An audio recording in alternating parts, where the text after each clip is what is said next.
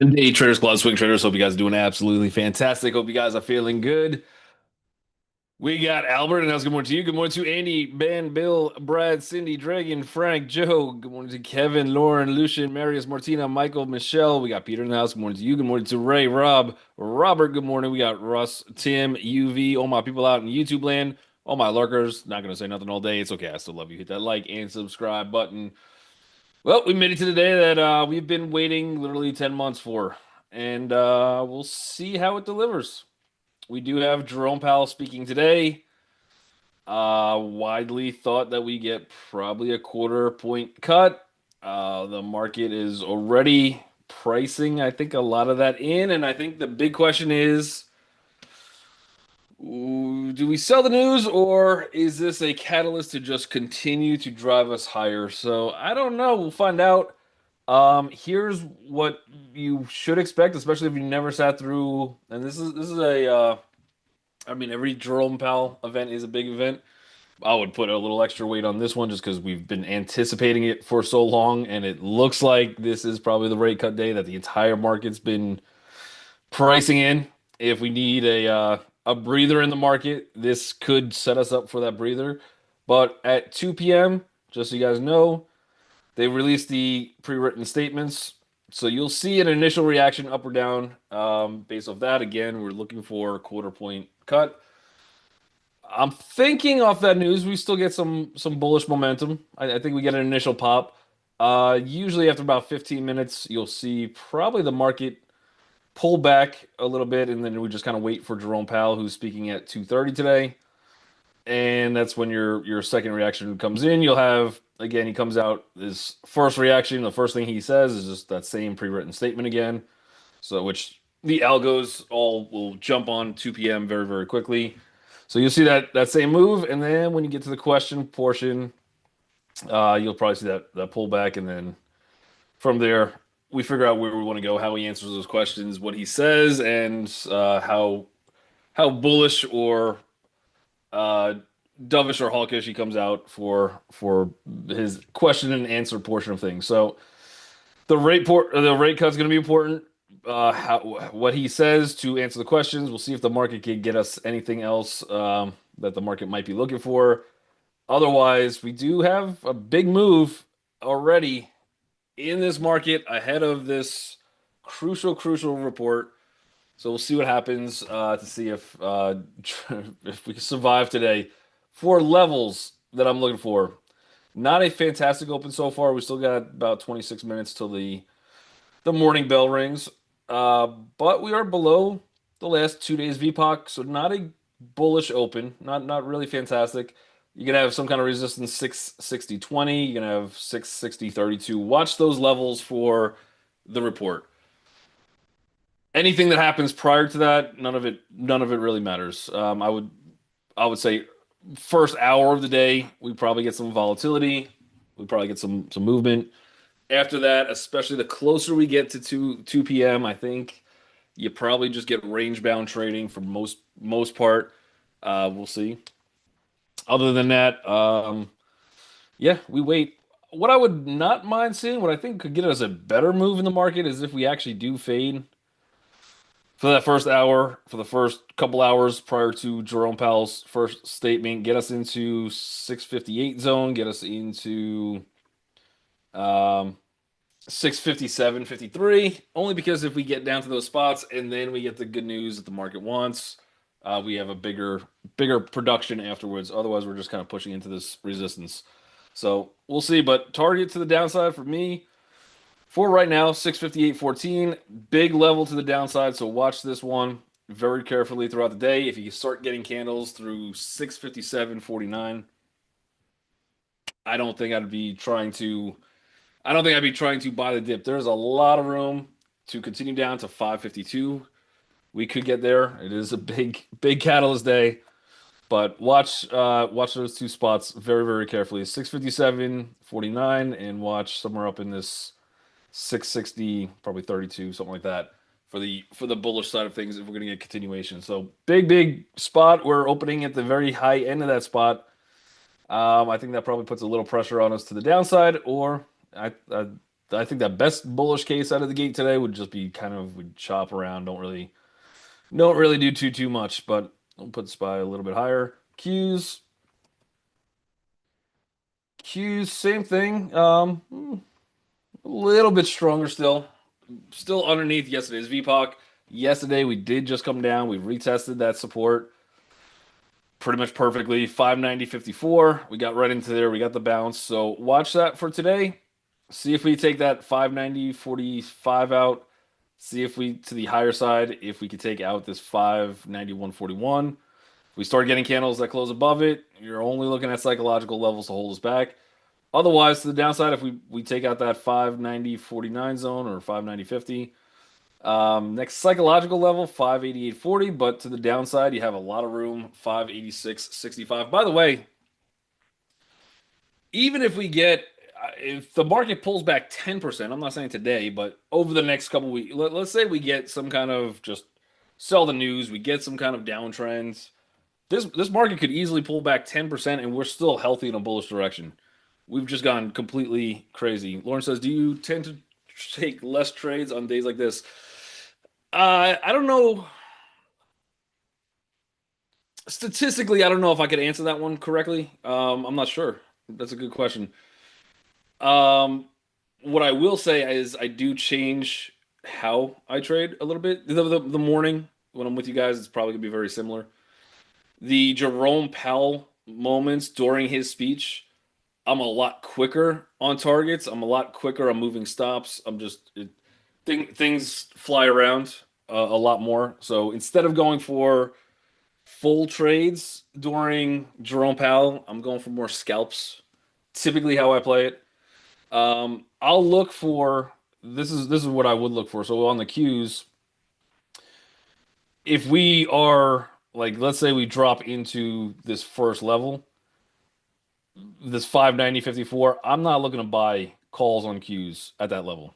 Right? I'm not doing 0 day options at this level. If we get extended where we start to look, I'll piece in at 586.65.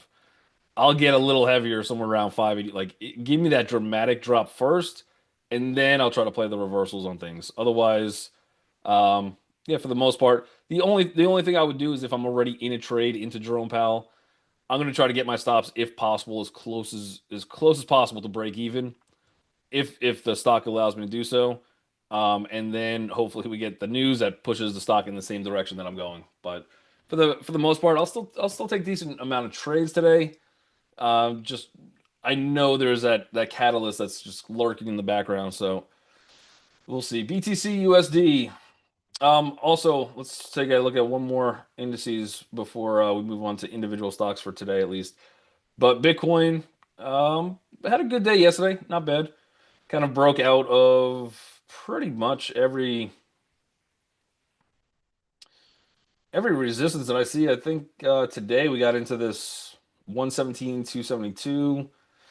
Obviously, we rejected off of it today. I don't really think that's a huge resistance level. I think somewhere close to this 117, 739 would be a little bit of a better resistance. So I think we still got some ways up. Good close yesterday. Crypto, I think, is going to be interesting to watch throughout Jerome Powell's speech. Again, the lower interest rates are beneficial for crypto just because crypto is a wild west of trading. So as money becomes cheaper and a little bit more to the risk-free side of things, um, you could then make a case for I'm not really getting too much interest on dollars just sitting around. I'm not making too much returns elsewhere. So we could go to a little bit more of a risk on type asset. So crypto should be, if we get the quarter cut, should be pumping a little bit, I would assume. Again, we got to get through the Jerome Powell speech and kind of his not only cut, but outlook of the overall economy. To the downside, you should be heading into a little bit of support here. That's also about a 50% retracement of yesterday's candle. Somewhere right around this 115.990 zone. The other one I want to watch for, and I will be watching this one probably more than the SPY, probably more than any individual names. But for today, I'm going to be watching the IWM a lot more than usual. Again, lower rate cuts is going to directly impact most of the companies that are built into the IWM ETF. So, watching that one for reaction. If we sell off on this, if this starts coming down first, the rest of the market I think comes with it. That means we're probably not loving what Jerome is saying. Watch for this one, 239.28. If we could sneak above that, stay above it. I'd be a little bit more interested in going long to the downside. Watch yesterday's VPOC 237.97. If we start to break that down, there's a couple levels of support, but I think at that point, we've already retested the 50%. It looks like we already retested the 618 of that candle from September 11th. We'll see if we pile drive lower than that if we start breaking yesterday's VPOC. So those two levels I will watch for. So JP event, high wave candle. I don't know if we get a high wave candle for the close of today. That would be a very suspicious candle if we do. I think we get a full. I don't see us having some kind of indecision because I could see yesterday being more of a indecision candle than today. Today we'll get the information. I think you'll have some people making some concrete opinions. NVO, gonna add this one to the list and move this one pretty high up just from a quick glance at it, and then we'll go into a little more detail on it. But it looks like it has room to run. We have the 50 EMA. Come on, get up there a little higher, quicker. This list is so long. Let's go right to the top. There we go. Yep, we have the 50 EMA that we're opening right in front of. We do have a high wave indecision from yesterday. Nothing too crazy in terms of volume. I guess the last notable volume was it's bullish volume, but that was off of a gap down, and we were above that, so that's decent. The other bigger volume came back from August 18th, so we're above that. Looks like we're gapping outside of yesterday's candle, so we'll see where this one actually opens at. We're right at the very high end of that. If we open inside, let's see if this thing pulls back to like 57.21. I'd probably see if we get that pullback anyway, or how that first candle comes in. But other than that, indecision candle. Next real spot that could hold us back, psychologically at least, 58.35 would be the high of that candle from August 25th. I don't really have much else stopping NVO, so that looks decent. That could be a decent push on a swing trade base to like 63.61. Again, I'm not sure how that'd be a massive candle for today. But yeah, give me a little pullback high wave candle at open. I'd be interested in getting a little more aggressive pre-market breakout, something like that. Otherwise, yeah, I don't have anything really stopping that one. But see if we get that pullback first. If not, we'll see if we could chase that one. We got Chewy is looking okay. Again, two bullish days in a row. This one you do have a little bit of resistance. I'm not sure how important that resistance is, but 38.60. We'll see if we get held up there, and then we get a whole bunch of moving averages: the 20, the 50, the 100, all in the range of 38.80 to 39.07, and then a big resistance at 39.23. So I'd be a little concerned about the resistance. At least for me to buy this one right at open on this gap up, that is clearly a retest. What I do like on a swing trade potential is if we get some kind of a pullback. The fact that we're above this candle with that amount of volume on this gap down on a swing trade basis looks good. What I'd like to see is probably get me a little pullback first. S curve out of there would be, I think, a better approach for just to get a better trade on it. But otherwise, looks good. I don't think I'd be a buyer at open. I'd see if that one wants to pull back. But on a swing trade again, pretty decent. Pretty decent so far. CMG. CMG is okay. Could be better. It's a retest gap. You do have your first resistance. Watch this 39.60 if we could get above it, especially if we could open above it. Doesn't look like we're about to. Probably about 39.62. If we could get above that, there's a lot of room. I don't know if we make it all the way to 41.01, but maybe half that candle, somewhere around the $40.35. But I think it does have potential to get to probably about $41. on a really good day, positive market reaction to Jerome, something like that, could be decent. This is your bigger volume candle, this breakdown, $40.10. If we could get a close at any point above it or open above it, not necessarily that candle, but specifically more above the 39.60, I kind of wouldn't mind getting in there for a potential trade. It is definitely a beat up stock. Into a little bit of support, not really much volume holding us back. Longer targets probably take us into 42.71 and then a big target 43.09. So it's got some room to try to bounce. Wave count wise, I don't know where we want to start this wave from. I guess I gotta kind of start one, two, three, four, five. This should have been your ABC. I don't love that breakdown. But for a swing trade, maybe. I don't. I know people love Chipotle for long-term investing, and I don't know if I love the price down here. If it comes a little bit lower, maybe. But we'll see. Lyft, yeah, watch Lyft. They had news right before I jumped on the mic for today. They're opening up much higher. They did announce partnership with Waymo to start operating in Nashville. So they kind of needed a catalyst. They've been a little bit on fire recently. They just went from 13.46 all the way up to 20, and now you're getting another gap up. Um, Very good news for them. I think that's a really positive catalyst. I'm looking to see where there's a little bit of resistance, but that is a lot of buying ahead of this news, and I kind of want to treat it a little bit more like a fade. But watch this, watch this 23.04. If we could get above it, we probably have room to like 24.47 for today. I think we actually got there pre-market as well and already kind of sold off. And then to the downside, your confirmation to the short, anything below 22.28, probably get a more severe pullback fade, something to that effect. But Lyft will be one I think to watch for today. It's already the news is already out, and the market has already rewarded anybody holding overnight pretty decently, and there's been a lot of buying into this one, so not bad. Would like to see a pullback before I buy the dip. I'm not positive that I want to fade it for today. I think it's bulls going to be popping into that one wherever they can. You got Roku is for now a little bit of a gap up, nothing too crazy. Really not a lot of volume to really hold us back until we get into the $102.22 level, all the way up to 103.48-ish. So I think you got a decent amount of longer term move that we can get on this one without much resistance. The last real resistance I see on this one is probably about 99.36.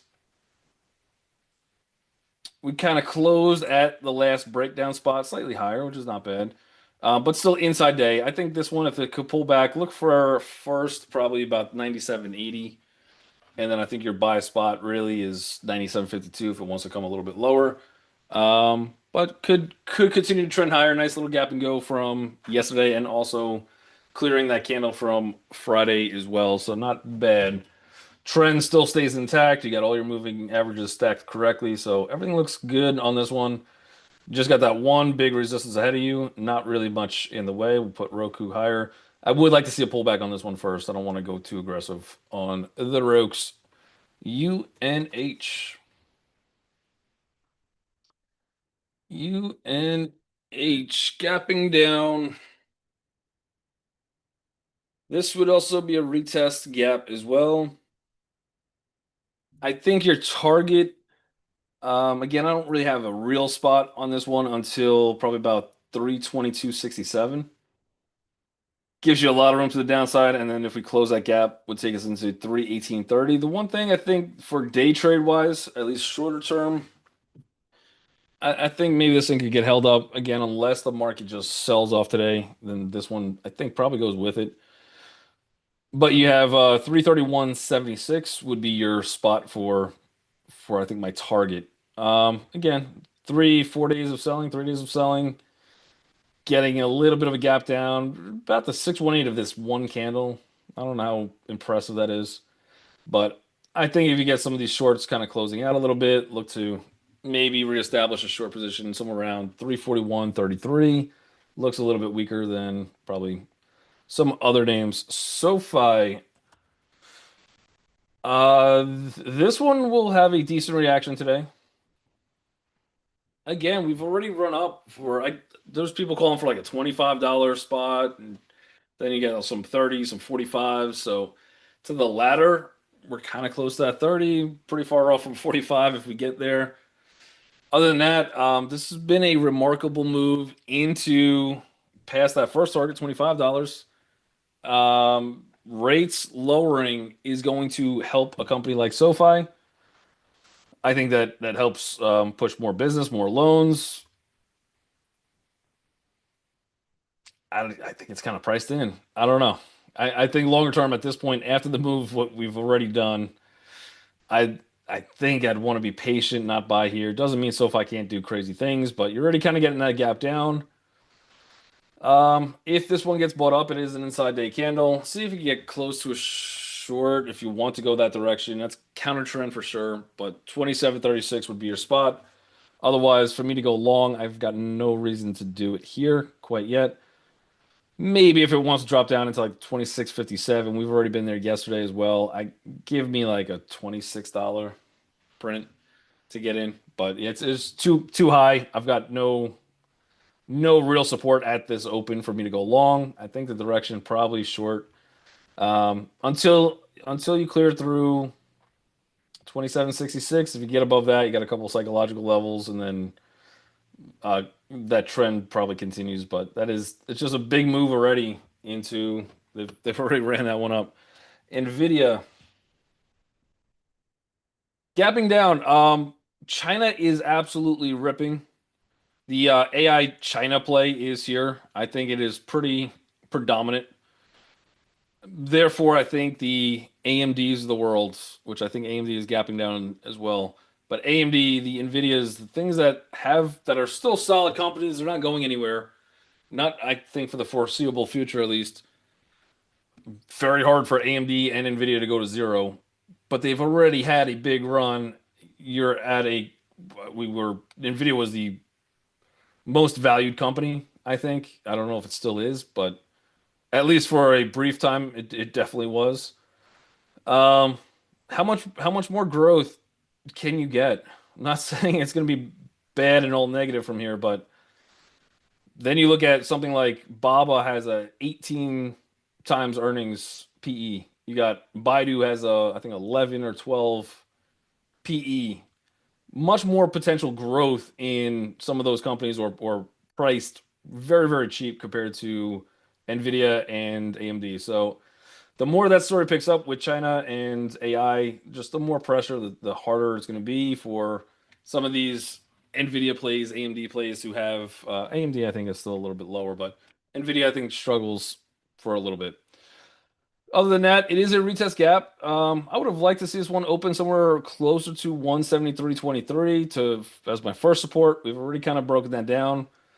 I'd see if this one wants to come a little bit lower. First spot to look for me would be about 170.98, but I wouldn't be too shocked if we get into like this 169.91 zone. So I think it's got a little bit lower before we make that bounce, especially if we're opening where we're at. Um, we'll also see where this closes. You got a little deserted island up there. If this gap does not fill today, but it is a retest gap, I'd probably be leaning bullish, but I would rather wait for a little bit of a lower price before going bullish on that one. CIFR. Mm, Cipher Mining is chilling. It's got a good I mean, if you're already in this one, it looks like it probably goes higher. A little bit of a gap down. Your big support on this one would take you to $10.76. Gap wise today, nothing too crazy, just inside day. It is pulling back after a pretty terrific run from $4.79. So you're up over 100%, 100 plus percent on this one. But if I wouldn't, I can't be a buyer here. For me, it would break all my trading codes. My broker would call me to see if I was okay, um, do a physical check on me. But if you're in it, it looks phenomenal. It looks like it still wants to go. I think if this one pulls back, first spot I would really be looking for um, really good support. $10.05 would be if I love this company. I don't know anything about it. If I love this company and I have to get in, $10.05 would be the first spot I'd be slowly piecing in, and then I'd probably be looking to come in a little higher at 9.15 and much bigger at 7.55. So those are my spots. Looks pretty bullish. Not sure if we break out of that VPOC for today, but yep. We got Netflix. Netflix with a little gap up. I think they had news. I just forget what it is. They got upgraded from a buy. Oh, yeah, okay, that makes sense. They upgraded to a buy from a hold by Loop Capital, which also increased its price target from 11.50 to 13.50. So nice little upgrade for Netflix. Also, this one's been kind of struggling a little bit. Obviously, it's been a beast, absolute beast, and we've just been seeing it just mellow out for the last probably couple months, really. So we'll see if we get some follow through on this one. Otherwise, it is a gap and go from yesterday. I don't think I want to put too much weight on that red candle. That was more of a retest candle from the prior day. More notably, I think this candle is from September 11th. You have kind of a breakdown. You started now to gap above this 1206.58. I would look for that for my support if I could get this pullback. Um, hasn't really been doing too much lately, so we'll see. Bigger targets for today. I don't. Again, Jerome Powell day is going to get crazy, but we got 1243. 43 would be my extended target. I think even getting to like 1231.02, little tough. Probably for today, look for some kind of resistance, 1223.79. But all right, stay above the VPOC from September 11th candle, and I think we at least decent. Netflix upgrade bouncing off the bottom multi-month channel. Let's see where the multi-month channel is.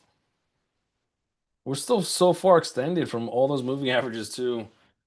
Where this could be, I don't know, could be dead money for another couple months just to even let those moving averages catch up. You still have that bearish engulfing candle on the monthly as well. So until you really start breaking out all-time highs, this thing the rip. But yeah, if you get that pullback, maybe. Workday. Yeah, Workday. I think Elliott invested, I think was it 2 billion into Workday. How's that the bell already? That's wild. But yeah, good gap up on Workday. Let's see if that one already looks like it wants to fade. There's your support right there, 232.51. If it wants to break down a little bit further, watch for like 230.83. Anything below that, I would let much bigger retest come in. But other than that, that bell kind of ran quick for me. So it is what it is. Jerome Powell